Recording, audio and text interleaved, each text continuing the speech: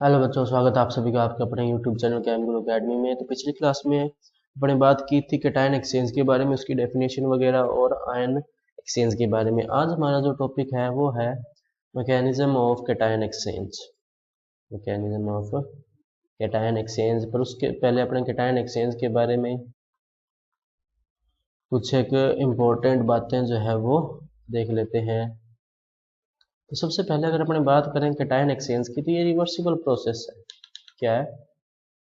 Reversible process in the sense कि जो cation exchange हुआ है वो वापस आ सकता है, और जो गया है वापस आ सकता है, और जो आया है वो वापस जा सकता है। सेकंड, इसमें जो प्रिंसिपल होता है वो कौन सा होता है? Electrokinetic principle. Electrokinetic principle important है, ध्यान रखना ये, क्योंकि इस तरह के क्वेश्चन होते हैं वो छोटे छोटे एक एक नंबर के क्वेश्चन जो है वो बन जाते हैं। क्या होता है प्रिंसिपल? Electrokinetic principle. अच्छा, नेक्स्ट अगर अपने बात करेंगे कौन कौन से धनायन हो सकते हैं, कौन कौन से कैटायन हो सकते हैं जिनका एक्सचेंज हो सकता है, तो पॉसिबल हर एक कैटायन का एक्सचेंज पॉसिबल है, जैसे कि हाइड्रोजन, एल्यूमिनियम, या अगर अपनी बात करें तो कैल्शियम, सोडियम, पोटेशियम, मैग्नीशियम, या अगर उसके अलावा बात करें तो आयरन हो गया, इस तरह से अमोनियम हो गया। बहुत सारे कैटायन है, किसी का भी एक्सचेंज पॉसिबल है। नेक्स्ट अपने बात करते हैं कि ये होता कैसे है। तो उससे पहले अपने स्ट्रक्चर समझते हैं जो मैंने आपके लिए बना के रखी है। यहाँ पे देखो इस स्ट्रक्चर में क्या दे रखा है, ये क्या कहना चाह रहा है ये। हाँ, तो देखो यहाँ पर क्या है कि एक सरफेस बना रखी है मैंने व्हाइट कलर से, जो कि सॉइल की सरफेस है। और अपने को पता है सॉइल क्लोराइड के ऊपर चार्ज कौन सा होता है? नेगेटिव। तो सारे मैंने अंदर क्या लिखे हैं? नेगेटिव। अगर नेगेटिव चार्ज आती है, कौन से आयंस को एब्जॉर्ब करेगा? पॉजिटिव। तो ये इसने पॉजिटिव चार्ज एब्जॉर्ब करके, अब ये जो पहली लेयर है पॉजिटिव आयंस की, इसको बोलते हैं फिक्स लेयर। क्या बोलते हैं? Fix layer. क्यों? क्योंकि ये कैटायन जो है वो जनरली एक्सचेंज में पार्टिसिपेट नहीं करते। लेकिन ये जो पिंक कलर वाले जो मैंने कैटायन लिख रखे हैं, ये सारी कौन से हैं? वो कैटायंस हैं जो कि एक्सचेंज हो सकते हैं या इनका एक्सचेंज हो सकता है। इसलिए इस लेयर को क्या बोलते हैं? Diffused layer. क्या बोलते हैं? डिफ्यूज्ड लेयर, या अनस्टेबल लेयर भी कह सकते हैं।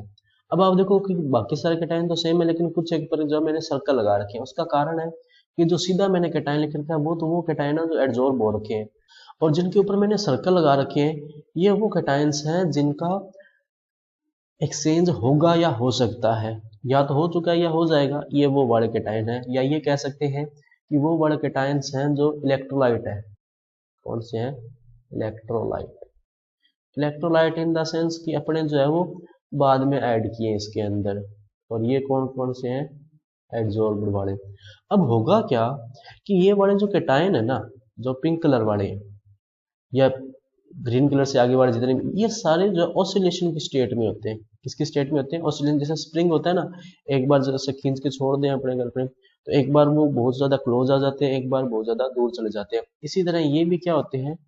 ऑसिलेशन की स्टेट में। ऑसिलेशन की स्टेट में होने का मतलब है एक बार दूर जाएंगे, फिर पास आ जाएंगे, फिर दूर जाएंगे, फिर नजदीक, फिर दूर, फिर नजदीक, फिर दूर, फिर नजदीक। कई बार ऐसा होता है, ऐसे होते होते ये बहुत दूर चले जाते हैं और वापस नहीं आते। वापस नहीं आते तो इसकी जगह तो एक वैकेंसी क्रिएट होगी। उस वैकेंसी की जगह कौन आ जाएगा? वो वाला कैटायन आ जाएगा जो इलेक्ट्रोलाइट वाला कैटायन है। ठीक है। इसी तरह मान लो कोई और कैटायन भी ऐसा कर सकता है। एग्जाम्पल के लिए जैसे देखो ये वाला कैटायन है अपने लिया, ये भी ऑसिलेशन की स्टेट में होगा। ये इस तरह से जो है पास आ रहा होगा, दूर जा रहा होगा, इस तरह से। कई बार ऐसा होता है कि ये वहीं दूर चला जाता है, अब उसकी जगह वैकेंसी क्रिएट होगी तो ये यहाँ पर आ गया। अब यहाँ पर एक बात ये है कि जो कैटायन आया है अभी, ये वाला जैसे, ऐसा नहीं है कि ये फिक्स हो गया, नहीं। ये क्योंकि अभी भी डिफ्यूज लेयर में है तो ये फिक्स नहीं हुआ, तो इसका भी दोबारा क्या हो सकता है? रिप्लेसमेंट हो सकता है। यानी कि जैसे ये इसकी जगह पर आएगा ना, जो पहले वैकेंसी क्रिएट हुई यहाँ पर, ये भी ऑसिलेशन ही कर रहा होगा, और ये चांसेस इस बात के भी हैं कि ये भी ऑसिलेशन करता करता दूर चला जाए, तो उसकी जगह फिर वैकेंसी क्रिएट होगी, तो वहां पर फिर कोई दूसरा कैटायन आकर जो है वो बैठ सकता है। एग्जाम्पल के लिए मैं इसको इस कलर से शो कर देता हूँ, तो यहाँ पर कोई और कैटायन भी आ सकता है। यही क्या होती है? प्रोसेस होती है किसकी? कैटायन एक्सचेंज की। क्या लिखेंगे इसमें कि this mechanism follows electrokinetic theory. According to this theory, cations have two layers, one is diffuse and one is fixed. Diffuse layer of cations are in continuous state of oscillation due to which cations keeps oscillating. One time they are very close and other time they are very far, and sometime during oscillation they goes far away and do not come back, and the place of their cations remain vacant, and that vacant place is occupied some another cation. और उसके बाद में क्या लिख देंगे अपने कि यहाँ पर जो कैटायन है वो भी फिक्स नहीं है, वो भी वापस जा सकता है। ये इसके बारे में कुछ एक बातें थी, और यही क्या होता है, मैकेनिज्म ऑफ कैटायन एक्सचेंज होता है। अच्छा, एक और बात यहाँ पर ध्यान देना कि जो अपने कैटायन एक्सचेंज होता है, क्या होता है, कैटायन एक्सचेंज होता है, इसको एक और नाम से जानते हैं, बेस एक्सचेंज के नाम से। It is also known as the name of base exchange और एज द बेस एक्सचेंज। अच्छा, बेस एक्सचेंज है, इसका यहाँ पर ये इंपॉर्टेंट नहीं है ये बेस एक्सचेंज के नाम से, ये तो है ही, इसके साथ इंपॉर्टेंट इसका ये कि पीएच पर इसका क्या इफेक्ट पड़ेगा। ध्यान रखना, अगर पीएच इंक्रीज हो रही है, पीएच क्या हो रही है, इंक्रीज हो रही है, तो कैटायन एक्सचेंज कम होगा।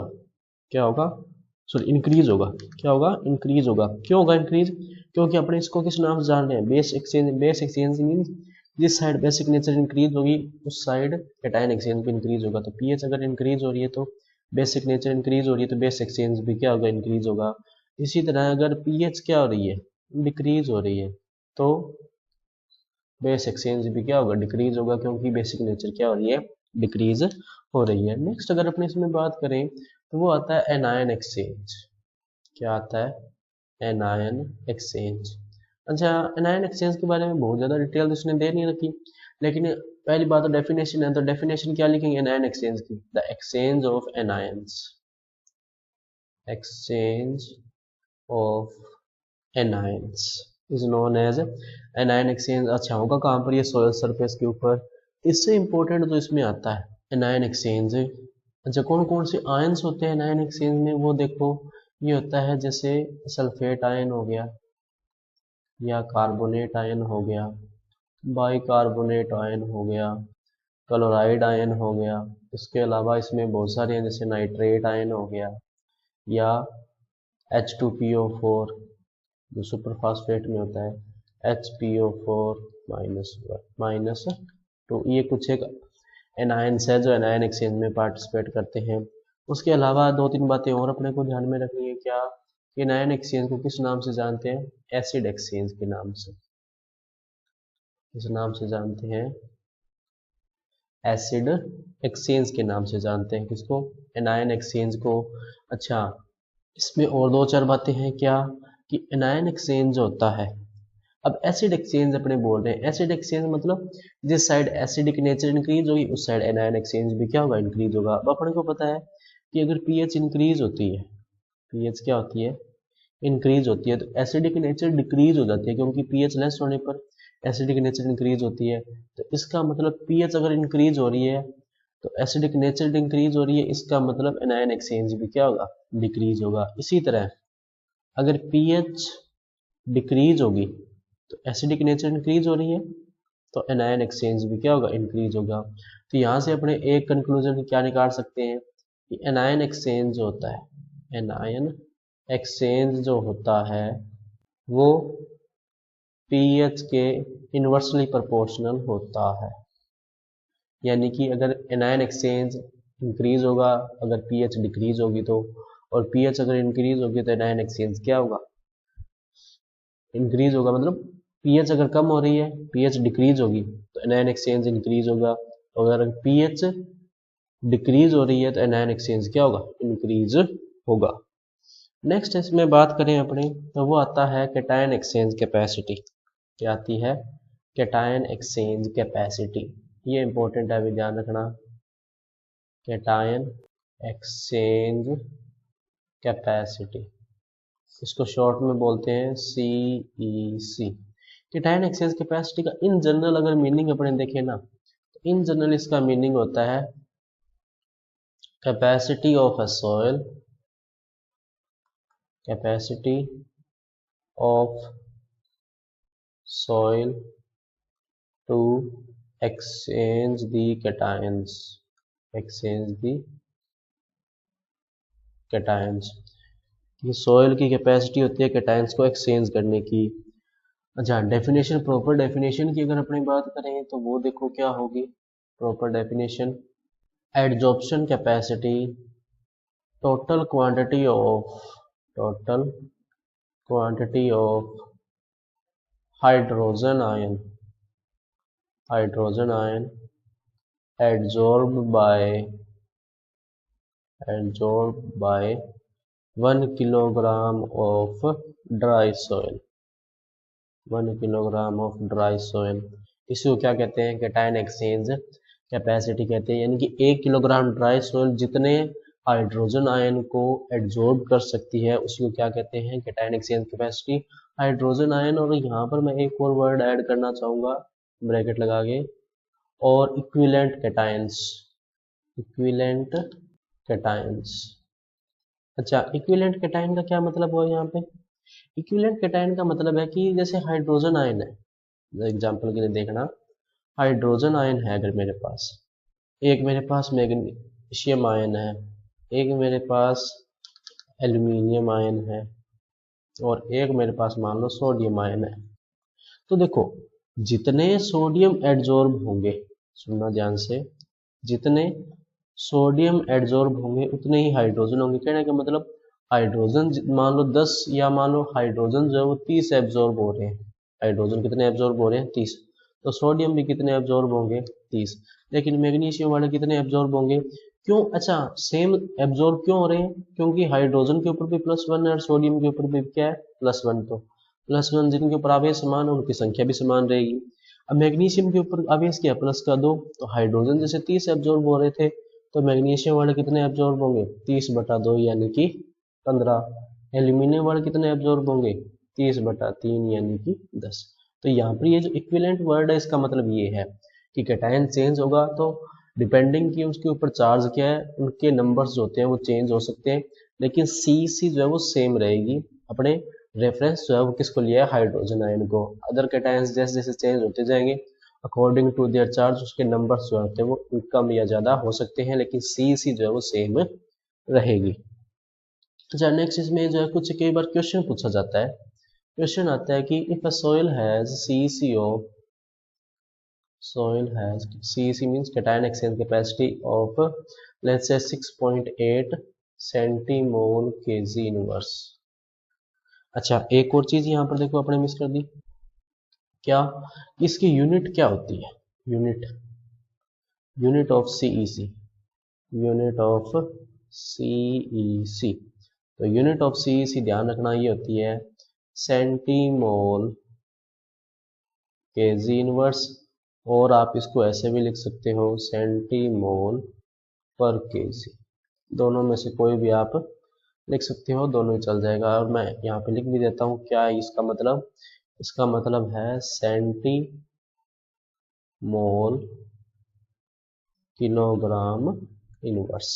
ठीक, ये होगी इसकी यूनिट। अच्छा, इसी पे बेस इसमें क्वेश्चन आता है क्या कि एक सोयल की CEC कितनी है? 6.8 centimole KG inverse. Then what does it mean?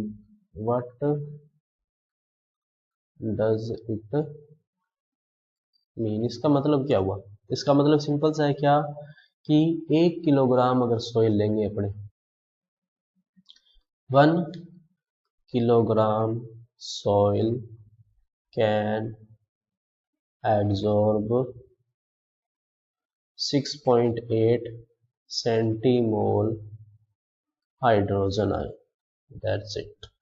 या इसको ऐसे भी कह सकते हैं कि this soil has the capacity to absorb the 6.8 centimole hydrogen ion if we take 1 kg quantity। ठीक है, तो ये इतना ही है इसमें। क्वेश्चन जो है वो कई बार जैसे किया नहीं होता तो अपने को थोड़ा हो सकता है हार्ड लगे, बाकी इतना कोई हार्ड इसमें है नहीं। जैसे ये नंबर चेंज होगा अपने यहाँ पर भी ये वाला नंबर क्या कर देंगे? चेंज कर देंगे। तो बच्चों आज की क्लास में इतना ही रखते हैं, बाकी करेंगे अपने नेक्स्ट क्लास में। अगर आपका इससे रिलेटेड कोई डाउट हो या कोई सजेशन हो तो आप हमें कमेंट सेक्शन में बता सकते हैं। और अगर आपको इसकी PDF डाउनलोड करनी है तो आप हमारे टेलीग्राम चैनल से डाउनलोड कर सकते हैं, जिसका लिंक आपको नीचे डिस्क्रिप्शन में दिया हुआ है। तो मिलते हैं अगली क्लास में, तब तक के लिए पढ़ते रहिए। नमस्ते।